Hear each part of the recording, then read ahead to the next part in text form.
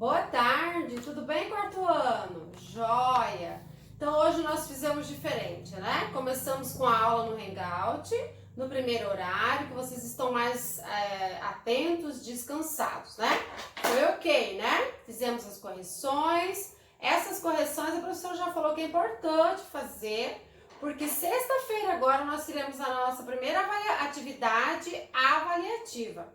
A atividade avaliativa de sexta-feira estará disponível lá na plataforma.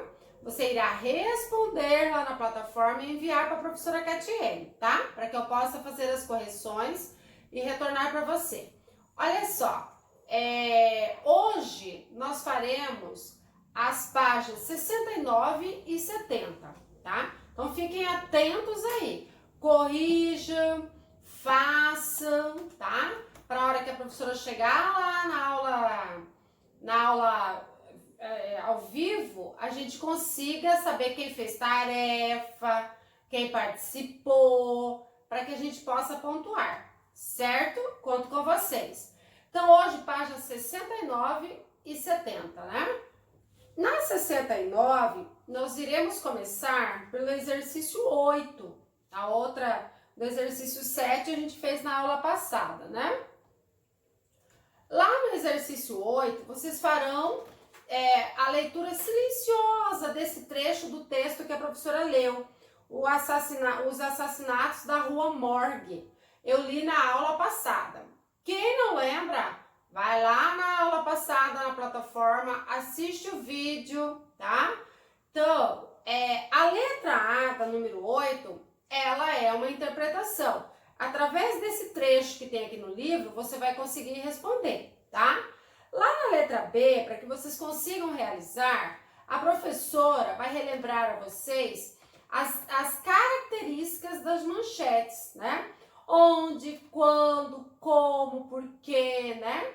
Então, relembrando vocês que as características das manchetes são frases curtas, né? Que buscam atrair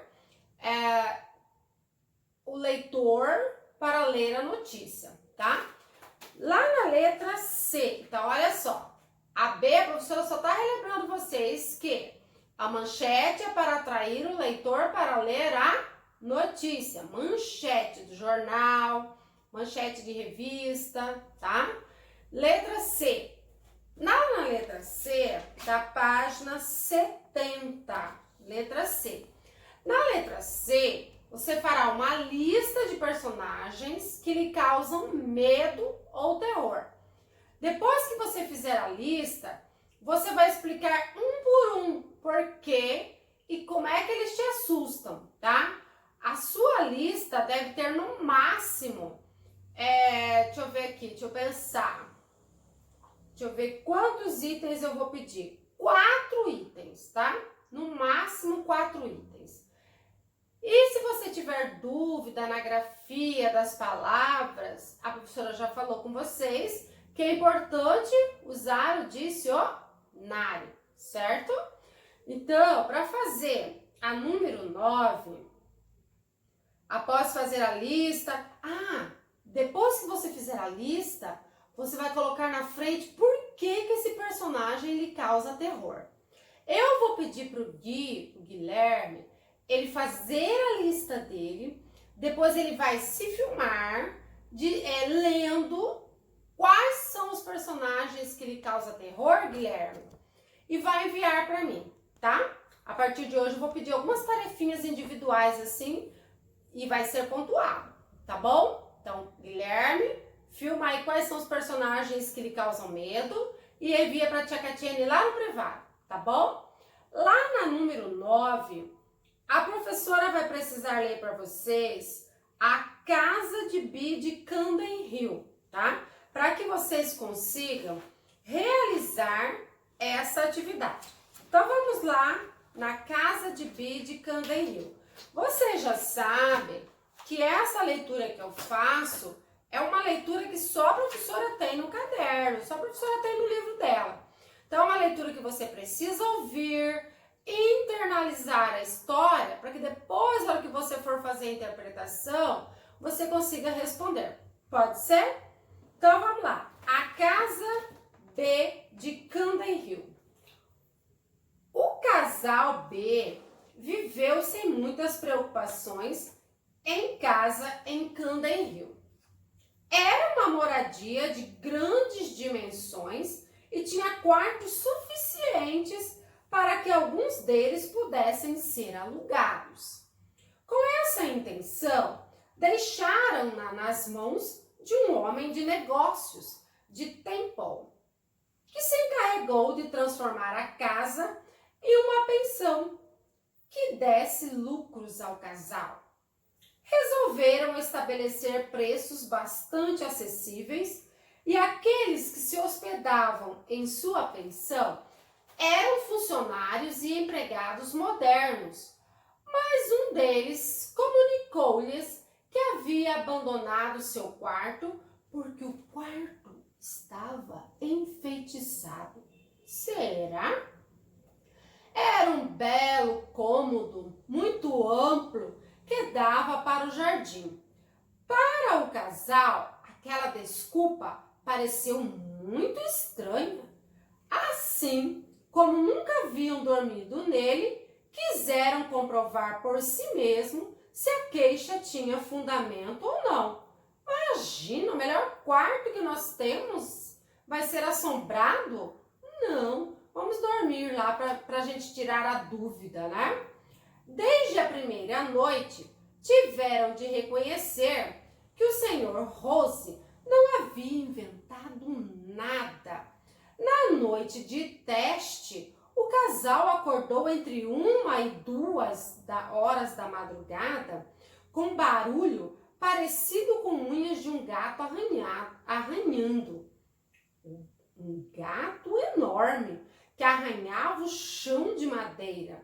O barulho aumentava e se aproximava de modo alarmante e em seguida diminuía e se afastava até desaparecer. Esse fenômeno os deixou terrivelmente intrigados e a incredulidade lhes impediu de retornar ao sono até as 4 horas. Porém, logo depois, acordaram com um novo sobressalto, quando alguém ou algo arrancou com violência a colcha e os lençóis de sua cama enquanto dormiam. A senhora B acendeu uma lâmpada, mas não viu nada de especial. A roupa de cama deles havia desaparecido e eles ficaram descobertos.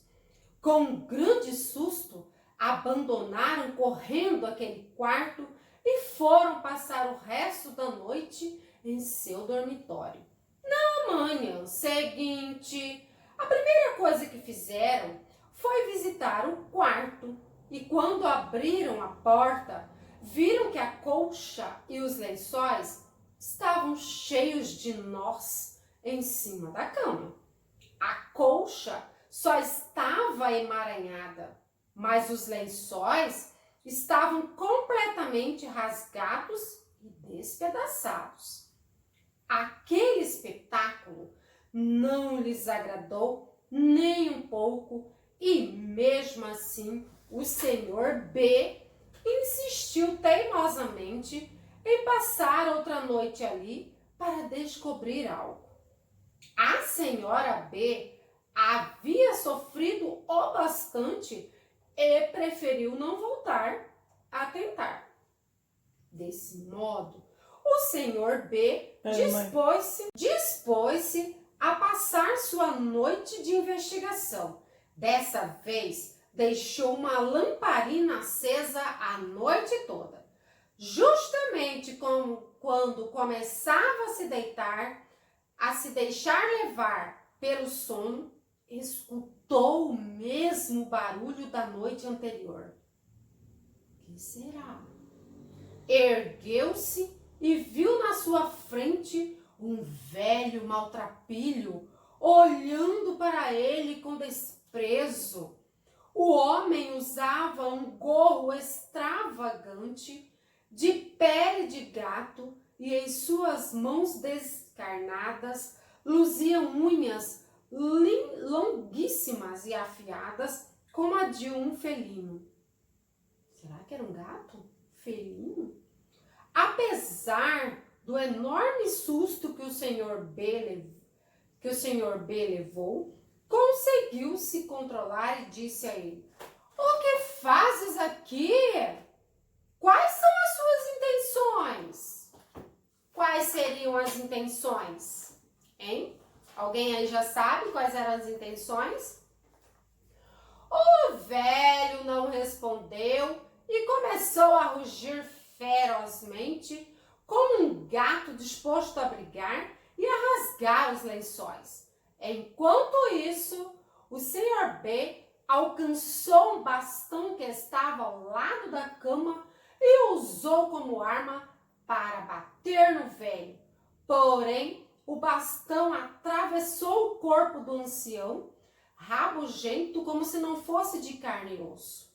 Aquele ser fantasmagórico foi para trás miando como um gato e desapareceu através da parede sem dizer nada. No dia seguinte, convencido de que algo extraordinário estava acontecendo de verdade naquele quarto, o senhor e a senhora B decidiram trancá-lo para sempre e continuar seu negócio com os outros quartos da pensão. Anos depois, o casal, durante uma conversa familiar, recordou aqueles acontecimentos diante de um primo, um marinheiro de Kingston, que tinha vindo visitá-los. O marinheiro foi movido pela curiosidade e pelo afã de ajudar seus primos. Será que ele vai encarar o fantasma? De modo que os fez abrirem de novo o quarto e quis passar a noite lá. Era um homem forte de reconhecido bom juízo. Assim, depois de tomar algumas medidas de precaução, deitou-se na cama.